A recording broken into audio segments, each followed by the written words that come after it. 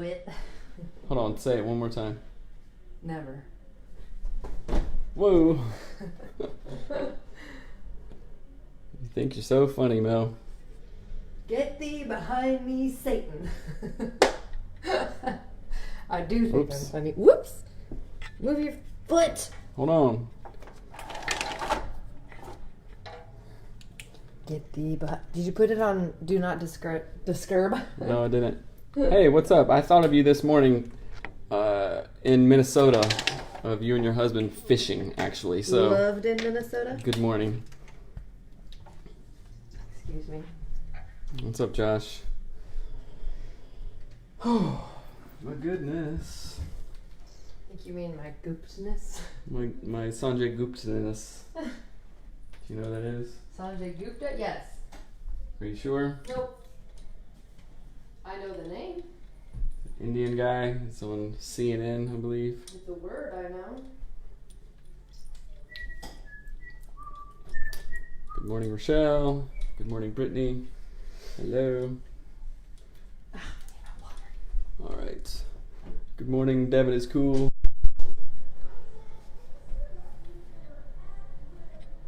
Why can't we wave to people on Facebook? Here's how I wave. Just to people on Facebook. All right, check. Hello. Check. Checky. Check. Hello, Brittany. Two Brittany's. I think had swimmer's ear. Yeah, that's what I was thinking too. She said she didn't feel good. What do you do for it? Hey, Gator Chomp. What? Gator Chomp. What's up? Good morning. You get a wave. Feeling generous. Wave. What's up? Christina. Hello. Good morning. Day 34. Ooh, nice sweater. Where'd you get that? My Was that mom! Carrie's? My mom was taking it to Goodwill. I dug through her Goodwill That's bag. nice. I said, don't take that to Goodwill. It's a nice cloth sweater. I know. Check. David Knight. I What's love up? clothes I don't have to buy. I thought that said Wi-Fi is watching. Are we ready? Taylor Wicks. What's up? Haven't seen you on here in a minute. I've got a great song stuck in my head. Really? Mm-hmm. All right. Let's see. All right, living life down there, no shirt on. Party time. Party time. I don't like wearing clothes either. If I didn't have to wear clothes, I would not. Shorts. I'll just wear shorts. Here, I'm gonna do a show. Get out of here. All right, let's go. Is the question in there? I don't know. Let me see. Jeez, it's a long question. That's good. Hey guys from Germany. Ooh, hello. Good morning. Melanie was speaking in a German accent earlier for some reason as she walked out. I was actually. What's up, Andy? I am German, so Hey, I Andy. can do that. My last name, poor connection, was Reichert. Okay. So, Adam, are you from Germany? Are you stationed in Germany? Are you working in Germany? Give us the deets. Give us the deets. Okay. I was in Germany last year for about 5 hours, and it was awesome. Not me. Ate a wiener. Okay. Drank some beer. Can you fix that? Can we? Can Okay, you I'm gonna redo the. Don't worry, Instagram. I am going to go live again. So sorry for the 5 connection. p.m. there right 5 now. p.m. That's not bad. Getting off of work. 7 a.m., 5 p.m. That's not bad. Nope. Okay. We're back on Instagram, American Military. That's what I thought. Thank you for your service, sir. Okay. I want to do military episodes. I just haven't thought of someone to contact. If you have anyone or you want to talk, that'd be awesome. I think that would be something really cool to talk about. Something really helpful to talk about. Hey from Orlando. What's up, Orlando? MCO. What does that mean? That's the airport code for Orlando. Okay. What's up, Seattle? SeaTac. Airport. It's not SeaTac, it's SEA. Oh, But cool. anyway, Facebook, thanks for joining. We had to redo our Instagram live because it messed up. So, we're going to wait a minute, wait for people to jump back on. Hey guys, I know you were on earlier. Sorry it died. What's up on Instagram today? I don't know. I don't know. Your internet's not connected to the thing, though, is it? Yeah. Oh, it is. You're, okay. Whatever. Okay. All right, let's join. You get double waves. Damn. You turn the camera around. Oh good gosh. Lord. Come on. That's our view from our apartment. Yeah, that was a nice view, actually. It is a nice view. You can't see Mount Rainier because of the angle we have. Blue sky. Okay, go. You got to press record on the record box. All right. Hello and welcome to the Anatomy of Marriage podcast. I am your host, Melanie Studley. My name is Seth Studley, and I'm a licensed marriage and family therapist. Thank you for joining us today. Today is day 34 of AOM Q&A, and today we're talking about family of origin, financial struggles, and is aggressive sex okay? If you're new to the podcast, welcome. This is a show where you can ask a real-life marriage and family therapist questions about marriage, so do it. That's right. Do it. Bring your questions. Nothing is off topic. Nothing is off limits. No topic is off limits, and please do not use this as actual therapy. This is just a conversation that we're having where we give advice and we support one another. And we are live on Facebook and Instagram every single day. So if you hear us talking to people that you can't figure out where they are, that's who we're talking to. And Taylor says, aloha from Hawaii. Just kidding. Hey, from North Middle Tennessee, which is hilarious. Nice try. Before we dive into the questions, we're going to read our review of the day. And that is a 5-star review from Marlo. And it says, Anatomy of Marriage is amazing. First podcast we've ever listened to together. It has been a huge blessing for us. We love listening to real people talk about real issues, different perspectives, and learning new relationship techniques. I have to say, it is by far the best advice and help we've gotten on how to navigate through the trials and tribulations of marriage and children. It is also something we look forward to doing every day together. We are able to incorporate your message into our daily routine and lives, and it has done wonders for us. We haven't been able to find anything, including therapy, that has helped as much as y'all have. Thank you so, so much for what you two do. It is truly a blessing. Thank you. Mega thank you. And triple mega. Let's see. There, they said it first, folks. We're better than therapy. So don't go to therapy. Fire them and go to us. Although it said don't use this in place of therapy. Right. And as always, we forgot to mention, today's podcast is brought to you by Audible. You can get a free audiobook on us, and we want you to do that. Mm-hmm. So go to audibletrial.com/anatomy of marriage to get an audiobook. We love audiobooks, and we support them, and we want you to get a free one. So do it. What are you smelling my shirt That shirt for? Smells like your mom. We don't use any scents in our home, so everything smells like someone else. Scentless apprentice? We only smell like dirt. Okay. If anybody got what I just said, you get free tickets for life to everything. Say it. Scentless apprentice? What is that? It's a Nirvana song in utero. Anyway, questions. Hey, Seth and Melanie. My husband have an incredibly strong relationship. We are both very growth focused and we have honestly just been very blessed with smooth sailing so far in our 7-year marriage. This is not to say we haven't had our difficulties, but we both seem to have a general we can do this attitude that has allowed us to bob and weave as life has gone on. Okay, so in this question, I'm going to summarize because it's super long. Yeah.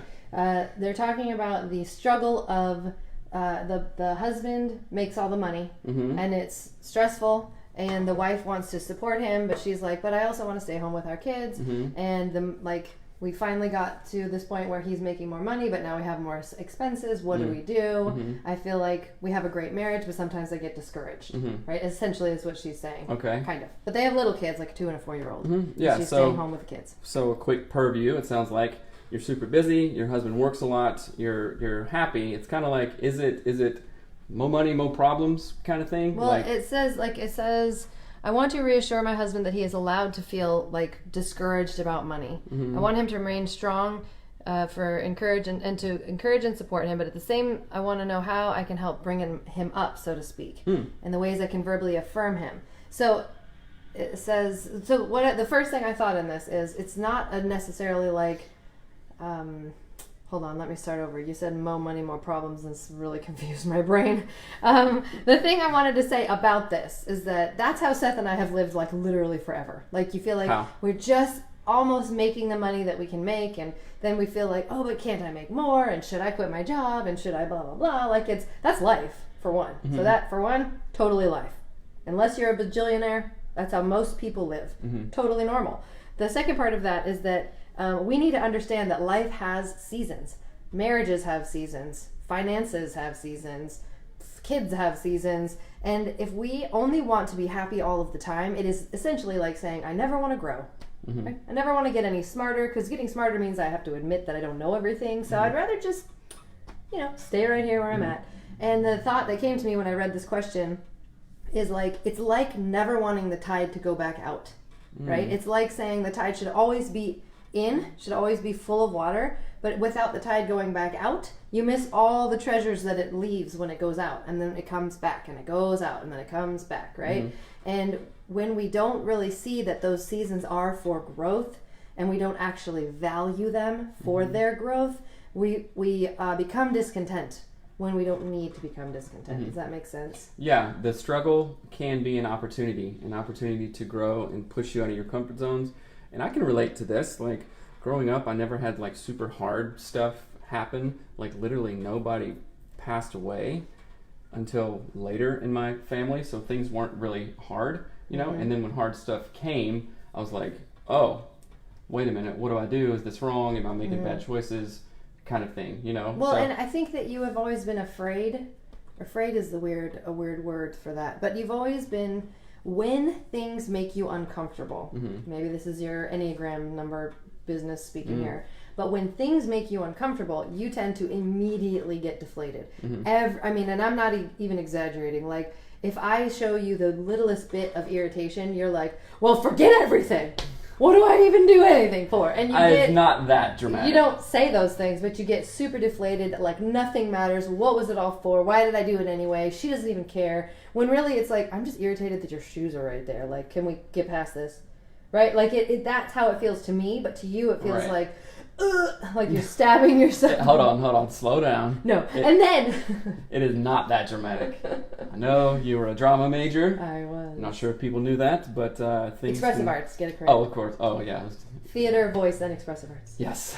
And so it's not... I studied opera. Oh, my gosh. It's not that dramatic. However, it is... I can, you know, because we've been talking about Enneagram lately, that I can default to that, like, yes. Oh, well, wait a minute, what does that mean? Mm-hmm. Well, is this happening or is this, blah, you right? Mm-hmm. So if I'm like not in a, you know, a great spot, then I go there, but that is not definitely all the time that happens. So no, but it happens more often than not. Okay, so I think some advice here would be, we had a 6 months dry period last year where he was fighting for long overdue promotion at work that would finally give us a little wiggle room in our budget. So okay, so stress is happening, right? So, but they talked about in that 6 to 8 months, like they became distant mm-hmm. as he was because things were kind of being pulled a little bit. So take this as a pattern. Like, okay, we've had pretty smooth sailing, like she said, and when stuff gets rough, do we tend to lean into each other, lock arms, or kind of like distance ourselves and go, okay, let me assess what's going on and get my footing here?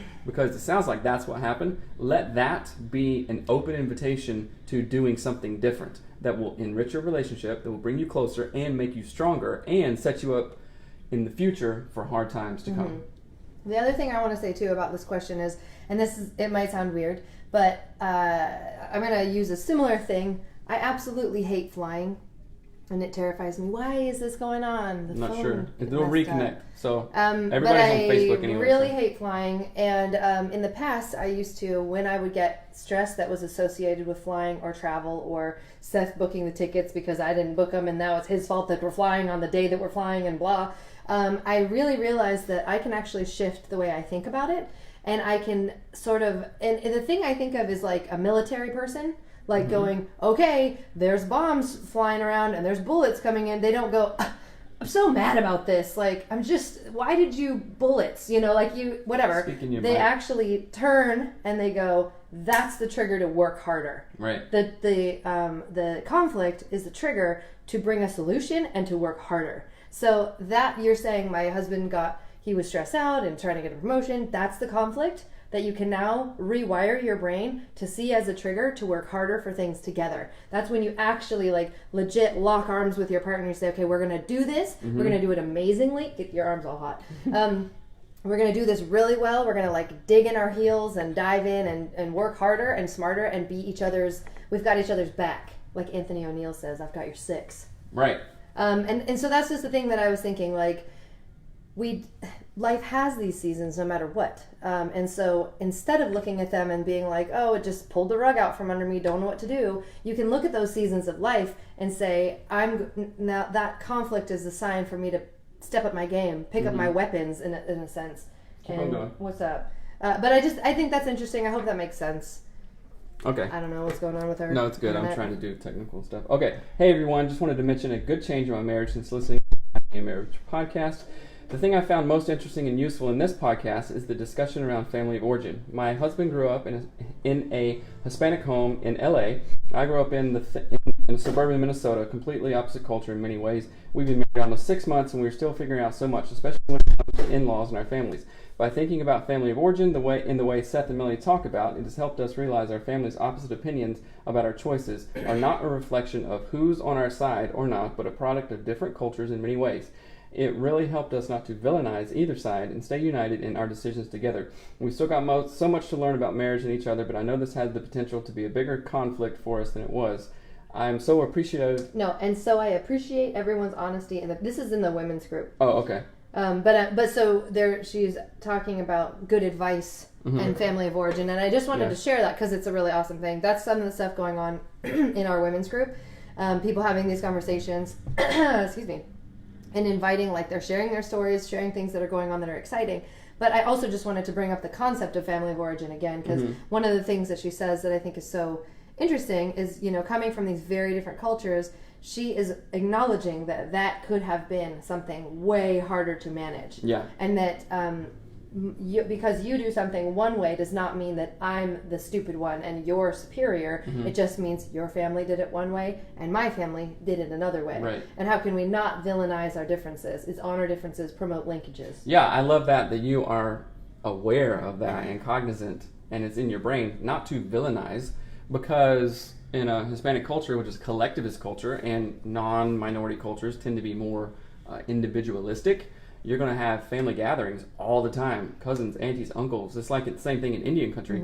It's the same thing, right? Where dominant culture, white basically, is more kind of individualistic, and they have their own things, and it's just different. I mean, sometimes. Yeah, sometimes. Generally speaking. Sometimes. So, like, I wish that I'd have known a lot of family of origin stuff. It's like basically taking your family tree, taking her family tree, like, okay, where are these going to link up, kind of thing. So, yeah, it's just fascinating. Foo continues to be a fascinating family of origin, foo.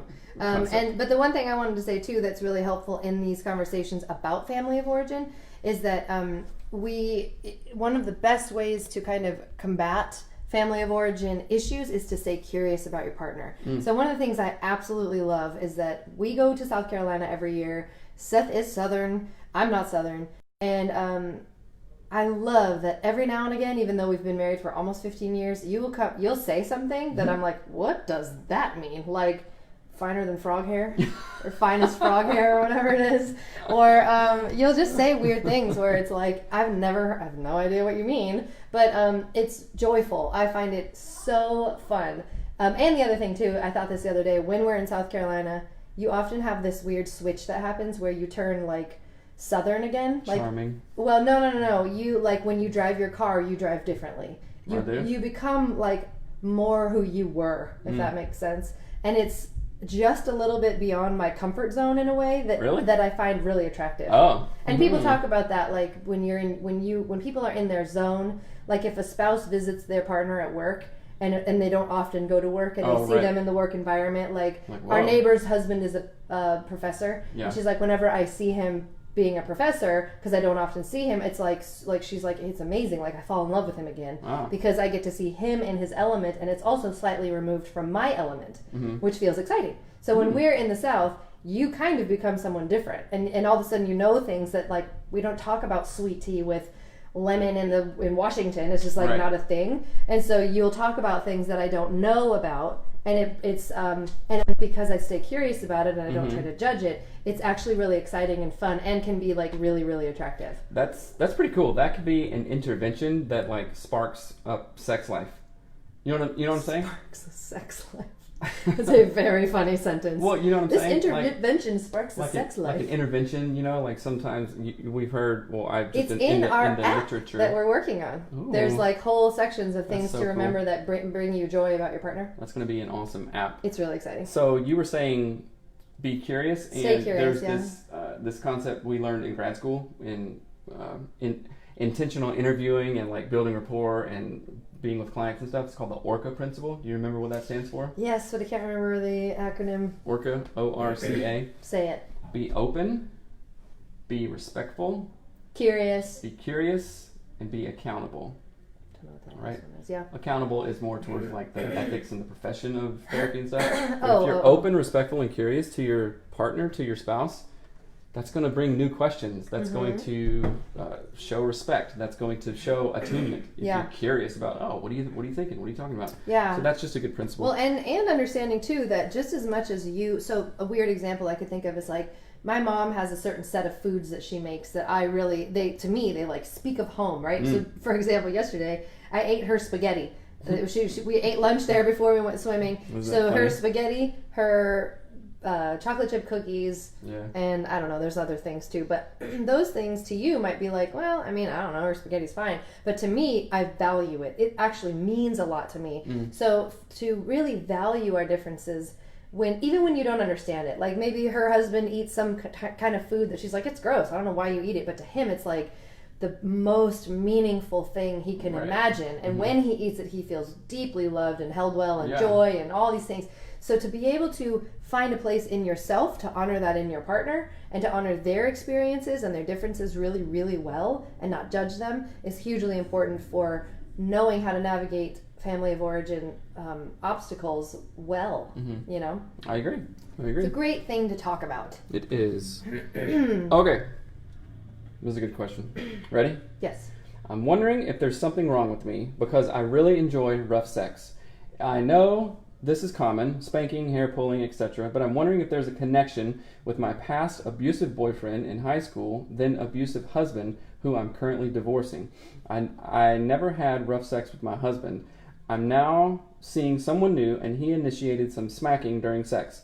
We both are really enjoying this rougher sex, but I'm hoping I'm not broken. I've actually been beaten before. Why do I like getting spanked? Do you have any insight?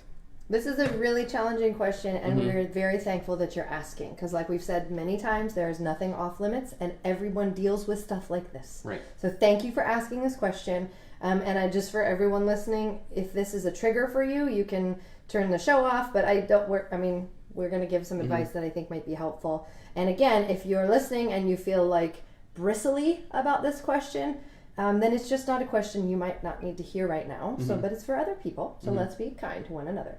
I did some research about this, but did you have something you wanted to say first? No, you go ahead. I was looking, so I read the book Come As You Are by Emily Nagoski. I would really recommend you read that for who wrote this question, because it talks about sexual relevance. Is something sexually relevant? Meaning, does it biologically do I have a physiological response to some sort of, what is the word? I can never think of the word. Like a turn on, but it's a different word. Stimulate? No, it's another word. Arousal, that's the word. So the idea of arousal is not exclusive to sexuality, right? You can have a really arousing conversation about tennis. Like, doesn't have to be sex. Right. Something that gets you jazzed up. Yeah, something that makes you excited. If I talk about trolls or like music or whatever. And so the idea of understanding that arousal is its own process. Like, oh my gosh, the thing is messed up again. That's fine. Just keep on going. It's so distracting. But the idea of sexual relevance. So is something sexually relevant, meaning physiologically, do I know that sexual thing is happening and I could potentially participate in it, or it makes me feel mildly aroused, and then knowing that arousal, there's a thing called arousal non-concordance. So you can hear about something that you know is not okay sexually, or you don't agree with sexually, and it can actually still arouse you because it is sexually relevant. So there's arousal non-concordance, like something that is sexually relevant can make you aroused even though it's maybe not something you actually want. So understanding that kind of duality in your mind is very, very helpful. I just wanted to start off with that first, right? The other things that I looked into about aggressive sex and a trauma history was that it's not necessarily always linked, because you can enjoy, I think of like the buffet idea, like if you're eating at a buffet, you can have watermelon in one time and pasta at a different time, and noodles, or that's pasta. What's another thing? All I can think of is cantaloupe. Another, wine, I don't know, Jell-O. So the one thing to be aware of is if you and your partner can only have aggressive sex, if that is the only way that you can get to climax, if you literally have only aggression in your repertoire of sex, that is a problem. That was some of the stuff that I found out when I was researching it. That if that's a sign. So that's that needs to be a red flag. That if it's the only way you're doing intimacy, if it's like the go-to thing every time, that might be a sign of something deeper that needs to be healed. Yeah, I would say so. And I want to first. This person says, "I'm wondering if there's something wrong with me." It's helpful not to think that way because that's pretty black and white. That's binary. Is something wrong with me, or is there not something wrong with me? Yeah. And if we start out that way, then we can only come to one of two conclusions, right? And with stuff like this, we may be thinking, oh, something is wrong with me because I had an abusive past or whatever. So let's start there. Nothing's wrong with you. However, if it is, you find like, oh, that's the only way I can orgasm, or like this is every time and I can't stop thinking about it, it's an obsession, that would probably be something to talk about, to maybe go see a sex therapist about. However, if it's like, okay, that's just part of the repertoire, I don't know, and I'm thinking maybe this is enjoyable for you because it gives you some sense of freedom that you didn't have with those other partners. Like you kind of have control, even though it's something like you kind of have control. But if it goes deeper into like, I'm a piece of crap, I deserve to be beaten, this is the only way, I'm just getting used, kind of thing. I mean, I'm not a sex therapist, so I'm not like super familiar with that topic, I guess. Well, I am, but not like really. You're not certified.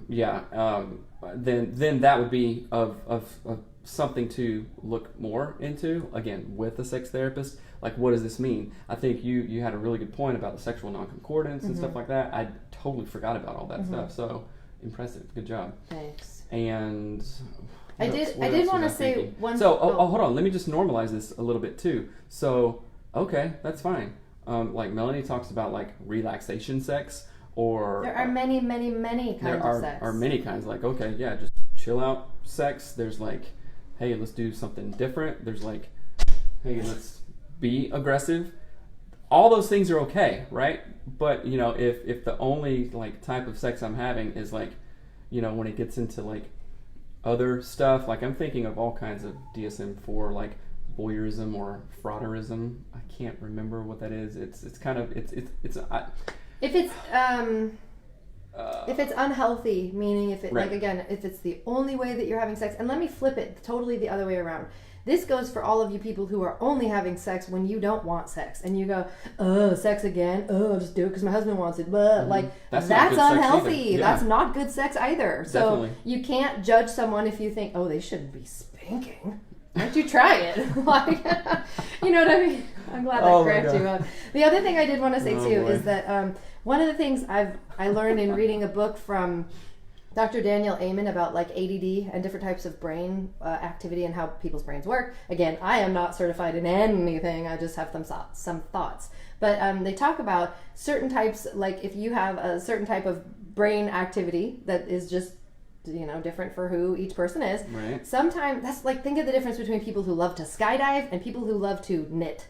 They have different brains, and they're like the level of input is different for every person. So it might take me skydiving to get really excited, but it might take my sister knitting to feel totally content, right? So we can't judge other people based on their kind of like the level of input they need in their system. Does that make sense? Yeah. So, but I also do want to say there is that sort of, the law of diminishing returns. Like if you are always, like if I at every meal I'm like chocolate cake, whole cake every time, that's how I do. Right. It's going to eventually not be as great the first time, and then the second time, and then the third. Like it diminishes, and so you'll need either more chocolate cake. So there's something to be said about that. That happens sexually as well. So here's another point to this question. So you may enjoy that, and I would like to know what your partner thinks about it, because is your partner like a safe, kind of steady, healthy, mentally healthy person, or is it like just some like, I'm gonna a sadist? I was looking that up yesterday. I was looking that up in relationship to this question because I don't know why, but it said it in the when I was searching it. It was talking about if someone is a sadist, they get pleasure from harming someone else. Right. That's super not great. Yeah. I mean, there's a whole like genre. Of that stuff. And again, that is not to say that that if you are into that and that's what you want to do and it brings you joy, that you can do that. I mean, it's a world. I think it starts out with good mental health, and then like okay. And then I think of a Bible verse, and which can be applied. It doesn't have to be a Bible verse. There's different wisdoms, but everything is permissible. Not everything is beneficial. Mm-hmm. So it's like, okay, I can do whatever I want. If I'm mentally healthy, you're mentally healthy. We can do whatever we want if it's but with the mindset and the understanding that it could harm us, and so what you have to make that choice. Right. That's free will, right? Like I can choose to have many partners. But is that what I want? Is that what we want? No. And so thinking through like that, like, am I approaching this topic with health as the foundation? Or am I approaching this topic and it's the only thing I know how to do, so it's the thing I fall back on, and my partner wants me to do it, and it's the only way that he can orgasm, so I just go ahead and that's not health. And I don't deserve better than this. If that's the case, then yeah, let's talk about that more with a therapist, with a professional.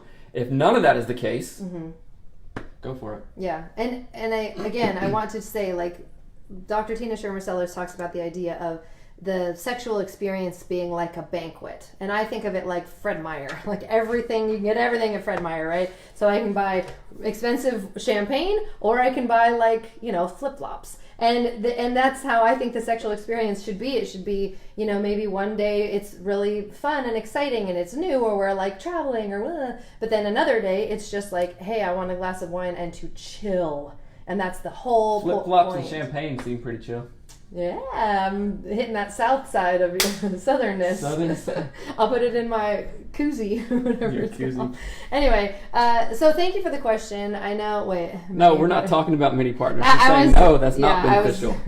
I am not. That is not what I'm saying. No, we're not. Our daughter is. Hey sis. Okay, we love you guys. Thank you for hanging out. And if you have questions, remember we want to talk about anything, and we believe it's helpful to normalize that conversation and give support to one another. Go to audibletrial.com/anatomy of marriage to get your free ebook, audiobook, and thank you to everyone who has rated and reviewed the podcast. We've had a huge jump in our ratings and reviews, which is so awesome. So keep on rating and reviewing, and we will keep on reading your reviews on the show. Again, please share your show with as many people as you know and tell them. You can ask an actual therapist any question about marriage. Nothing is off topics. Nothing is out of bounds. Off topics. Nothing is out of... I don't know what I'm trying to say. Nothing is off limits. So please share this with your friends. It's a helpful resource, and we love doing it. So that's right. Anyway. All right. Thanks, guys. Catch you tomorrow, Friday. Have fun. Friday. Bye. All right. Bye. Friday's tomorrow? I think it is, yeah. Oh, yeah. Oh, man. Good topic. Yeah, it's interesting. It is interesting. So, I don't know why I'm speaking to the mic. So, thanks for hanging out on the pre-show and post-show. Apologies for the, Instagram weirdness. I think I didn't sign up for my hotspot thing, so. You need to, That's why I didn't do it. So, all right, guys. Catch you later. Bye. Thank you, Lacey. Thank you, Andy, Care Bear, all these people. So, I'm going to wave at you. Care Bear stare. Thank you. Thank you. All right, guys. Love you. Bye. How do you finish?